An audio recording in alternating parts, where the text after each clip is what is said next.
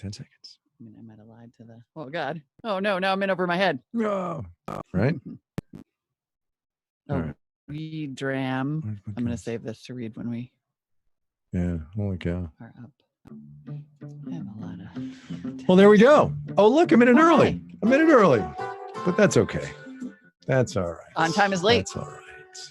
On time is As late. That someone is likes to correct. tell Hey, us. everybody. Yep. Kai Ryssdal. It's Make Me Smart, the Friday Daily Edition. I have a drink in my hands. What am I drinking? I am drinking, Beechwood Brewery, the Citraholic, local brewery down in, I want to say Long Beach.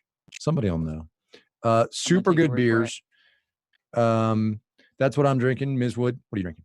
Hello, I'm Molly Wood, and I'm having a Paloma. And it is what is that? Lipo Paloma. It's sort of like a grapefruity mixer with tequila and lime. And it is super refreshing. Sounds great. I got, you guys may recall that I held a little Christmaka in July. Not little, a large over-the-top Christmaka in July party. Like I like to do. Yeah. The luau party, by the way, for those who have asked, was also outstanding. And my sister-in-law got me this Paloma mix, like cocktail mixer, and I finally just busted it out and put some lime in there. Oh my God, it's so lovely. Nice. So lovely. I may have added in a little extra tequila because today does not make sense. You know what I need? I need a YouTube feed. This is going to sound counterintuitive, but it lags what I'm actually saying, right? So my mouth is moving in real life, but it's not on the YouTube yet. Yeah, you can't. And yet I want to read the comments because I think the comments are in real time. So, all right. Anyway. They are. All right. I'm going to close that because I can't handle it. Pause. No. Just hit pause on the video. Oh, hit pause on the video? Real time. Oh, and then the comments keep going? So then the video's not playing. Yeah, you can't be like looking at yourself. I know. It was freaking me out. Yeah. All right. Just pause the video. Okay. Oh, yeah. Look at the comments. There you go. And now you're talking because what people are drinking is Golden Road. wonderful. Oh, yeah. Yeah, for sure. Marvin Ramirez from Redondo Beach, California is having a wee dram of Centauri Whiskey Toki, which is awesome. Nice. Anytime you're having a wee dram of anything, you're kind of winning. I assume it's not that wee because it's that kind of. Giorgio says they're not in real time, actually, these comments. I don't even know. Oh, well. I don't. Ish. Oh, and then I guess Ben jumped on and said we're in real time. Yeah, that's Golden Road. I went out to Golden Road. I went out to Golden Road and did an interview a couple of years ago before they sold to, I think it's Anheuser-Busch, right? Anyway, shall we? Because Dunkin' we can read iced YouTube coffee, comments all day. Chai That actually is and Can I just say that's a podcast idea in and of itself? Just reading YouTube comments in real time. That would go. Here's our new podcast bad from Marketplace, from Marketplace Studios. Anyway, I love it. Anyway, hello everyone. Hello. Now I'm literally just in the Slack looking what everybody else is drinking. Ben Heathcote's having watermelon White Claw. That guy is hip. Can I just? I want to denounce here, now, and forever this whole hard seltzer thing. I'm going to lose some listeners, I'm sure, but I'm only going to denounce the one that Tony Wagner is drinking, which is called Bubble Party Hard Tangerine Fiesta. Oh, I have thoughts, but okay. Yeah. Okay. All right. Let's leave everyone alone and talk about the news because that's what we have the drinks for. Let's do that. Dive on in. So I just want to point out, just in the interest of fair play, since the U.S. Postal Service has gotten a lot of heat on this podcast the past 10 days or so, that the Postmaster General and CEO, the first CEO actually of the U.S. Postal Service ever, said today to Congress, here's the quote, "Election mail will be delivered," and the quote is, "fully and on time." So he's now on record, I think, in opposition to the President of the United States, who is convinced it's not going to be taken care of, mostly because he doesn't want to fund it. But I think it's important to get that on the record. I also think, and this is a sort of a two-parter from me, the U.S. Postal Service is justifiably proud of its record in providing mail service to all points hither and yon in the United States. And they said today on their Twitter feed, despite expected increases in mail-in voting, we anticipate election mail will account for less than 2% of all mail volume from mid-September until Election Day. So I think we now have the Postal Service on record as saying they can do it. And I just put it here as a timestamp for when the President of the United States says, we're not going to be able to do it. I'm not going to pay for it. It's going to be fraud, all of that good stuff, because I think it's important to mark these things contemporaneously, Yeah, Absolutely. And there was pushing on that front. It took pushing, I think, for him to Oh, eventually God, say, yes.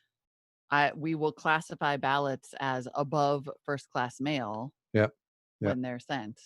Yeah. So yes, I like that. Good, Yeah. good I'm in favor of contemporaneous that. notes, if you will. And actually, my news item today is on a slightly similar note, which is this idea of preparing for the very unprecedented situation in which we find Yep. ourselves, which is preparing for the inevitability, at least it seems so far, that the president of the United States is going to dispute election results that don't necessarily go his way. So Yep. there was a story in the New York Times today about Facebook, which is essentially scenario planning for a Yeah. time when President Trump or his campaign tried to use the platform to delegitimize the results of the election, which I think we can all So agree what is are a they going to? weird conversation to be having. It's a completely weird conversation to be having. But what are they Mhm. gonna? How are they gonna do it? Is the question. They have discussed, among other things, having a kill switch to totally turn off political advertising after election day, saying that the ad, because currently, anybody can buy an ad that says Right. anything Right. politically Right. or otherwise, and they said those ads could be used to spread misinformation. Um, I don't know if we're talking about, going to the extent where they would shut down his accounts. The ad His thing is account, probably right? a That's the big question. his account. That's the question, Mhm. right? Can you imagine the hullabaloo if Facebook or Twitter or whoever it is shuts down his account? Because let's be clear, he would be spreading specious and false information. You Right. know, man. Yep. And I Man. think Facebook is struggling with it sounds like, and again, this story is mostly from people within Facebook who are speaking anonymously. Mm-hmm, mm-hmm. But people who say they were in these meetings or have advised the company say, the company is a little worried about like, okay, well, what do we do if a post suggests that mail-in voting is broken or encourages people to send in multiple copies of their mail-in ballots, Yeah. but those might be framed as Yeah. a suggestion or a question, which, Right. people who Right. traffic in And he'll people say, who "Ooh, study, yeah, right, yeah, he'll right, say it was just a joke. Or I was just, I don't know for sure, but many people have said that mail-in voting is broken. man, And, people who man." study disinformation say it was just a joke is a huge, like, it's a tactic. It's literally a tactic to sort of gaslight, I guess, for lack of a better word. Yeah, It's weird I keep times. It's weird times. it is weird times. I keep going back to that interview that Kimberly and I did when you were out Mhm. with the guy who, once again, whose name I can't remember, from MIT, from the MIT and Caltech voting project, talking about the Yep. blue shift and how blue ballots come in later because of a whole bunch of reasons that he gave us. And you could see that totally playing out, right? That come midnight East Coast time or 1 or 2 o'clock in the morning East Coast time, right? And, 10, 11 o'clock out here, it looks like Trump has the votes. But there's so much more to come because of this blue shift. And holy cow, you know? Mhm. Yeah. Yeah. I don't know. Mike, so Erica Phillips coming to the rescue. Michael Alvarez at Caltech on the voter Right. project. Yes. It's Hi, just, Michael Alvarez. it's so bad. It's so bad. I mean, it really is. Like, it just really is. This is not a position in which companies should find themselves, in which the electorate should find itself. Yeah. Like, we shouldn't I don't think it is unreasonable to Yeah. say that in August we shouldn't be having a conversation about whether a sitting president is going to essentially try to deny, obfuscate, or dispute the results of an American election. So, all right. So At look, least it's so only this is August a and we're talking about it now, though. well, yeah, right. Because better to be talking about it now than November the 4th. Let me ask you this, I asked this question with some trepidation because it could get into perilous ground. Mhm. Um, you watch parts of the Democratic convention, and look, wait, let me just make sure everybody puts me on the hook here. I'm going to ask the same question next Friday as well about the Republicans. Did you Mhm. watch the Democratic convention? I watched bits and bobs. Okay, same here. what did you think of the way they dealt with this issue that we've been talking about in this podcast, specifically of voting and getting out there and what the president may or may not do? Or I do mean, you I not do have an think it opinion, is which is an very okay notable answer? that they early and often said to people, vote early, not often. Right. That was the thing Yeah. that got me. I Yeah, mean, not that was a often. Just once, one refrain. time, please. just Yeah. the one time. Yeah. Yep. That was a refrain. And that's Yep. also a remarkable development. Like I mean, obviously every convention, every political convention is used to whip votes, right? That's the Right. job of a Right. convention, is to Yep. say, you got to vote.